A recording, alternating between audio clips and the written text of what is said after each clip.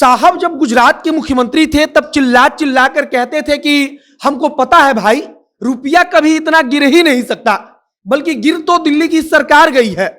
लेकिन अब रुपया जब गिरा है तब आपको भयभीत नहीं होना है, क्योंकि यह साहब का मास्टर स्ट्रोक है।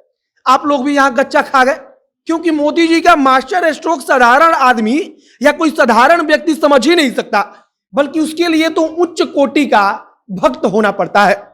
एक बार नरेंद्र मोदी अपने भक्तों को समझा रहे थे कि जब बुखार आता है तो डॉक्टर पहले बुखार को बढ़ने से रोकने के लिए दवा देता है और फिर उसके बाद बुखार को उतारने के लिए दवा देता है।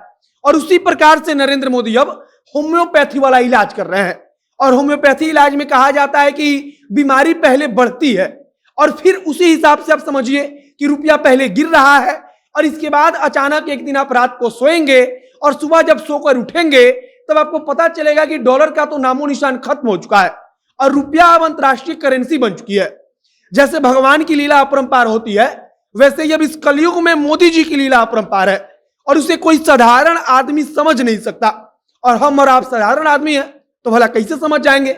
बाकी नमस्कार, मेरा नाम है मोहित कुमार सिंह और आप जनता जंक्शन देख रहे हैं। Blood sugar, blood pressure, asthma जैसे जटिल रोगों का इलाज बिना किसी दवा के जड़ से मिटाने के लिए संपर्क करें सुरम प्राकृतिक निरोग धाम और पाए 20% की छूट। निकुंज पुलिस कॉलोनी, पटना एम्स के पीछे। कॉल करें 7892737120 पर। सुप्रसिद्ध योग गुरु सत्यजीत कुमार अब आपके शहर पटना में। लाभ न होने पर पैसे वापस। अब सबसे पहले एक कथा सुनिए। आज से दशकों पहले एक राज्य के लोकतांत्रिक राजा अपने प्रजा को बता रहे थे कि जब श्रीलंका का रुपया नहीं गिर रहा है तो भारत का रुपया कैसे गिर सकता है। उस वक्त वो कहते हैं साहब कि हम भी प्रशासक हैं और हमको भी समझ में आता है कि रुपया कभी इतना गिर ही नहीं सकता।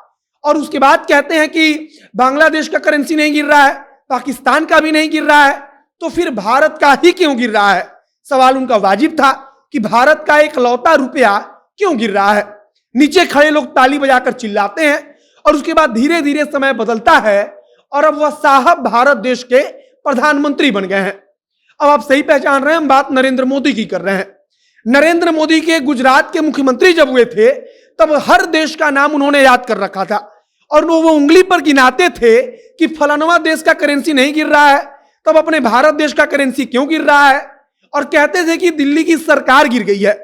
अब नरेंद्र मोदी का लोग वीडियो सोशल मीडिया पर डाल रहे हैं और नरेंद्र मोदी को उसी वीडियो में टैग कर रहे हैं और उनसे टैग करके पूछ रहे हैं कि यह आप ही थे क्या।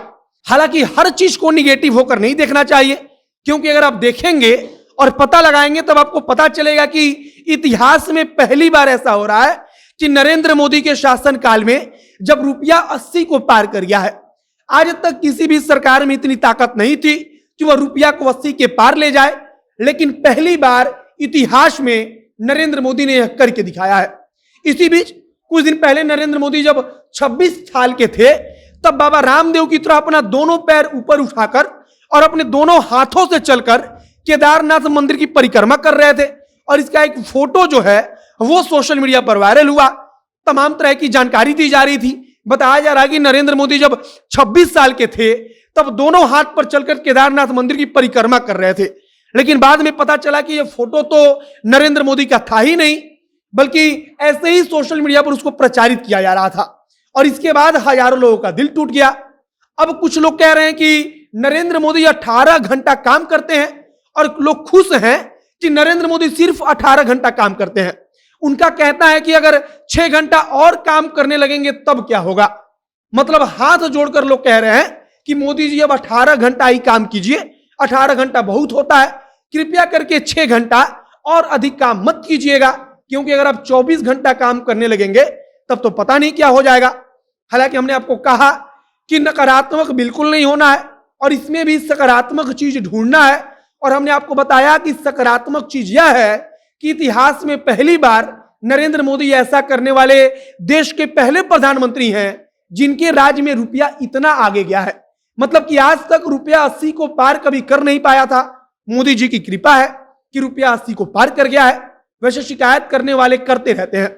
कुछ दिन पहले जब डीजल का दाम पेट्रोल से ज्यादा हो गया था तब भी उनको तकलीफ हुई थी, लेकिन भक्त लोग फिर भी समझा रहे थे कि आज तक जो पेट्रोल है वो हमेशा डीजल से आगे रहा, डीजल हमेशा पेट्रोल से पीछे रहा, तब किसी को तकलीफ नहीं हुई।